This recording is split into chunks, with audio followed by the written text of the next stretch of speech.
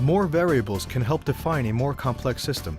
For example, other goals or challenges can be presented like a limited number of moves, or a sub-goal like matching 4 of a specific tile, or a client dish of some sort.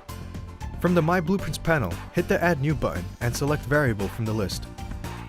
Name this variable Number Sushi Matched, and make sure it is of an integer type. From the My Blueprints panel, add another variable to the list. Name this variable Number of Moves. Again, make sure it's of an integer type. The HUD blueprint we have is the best place to have this feature. We already have a trigger for when the user finds a match called onMatched. From the My Blueprints panel, locate the onMatched function we had created earlier and double-click. From the Actions menu, find the Number of Sushi Matched variable. Drag a connection from the Number of Sushi Matched and find Increment. The shortcut symbol is ++. This will add 1 to the variable.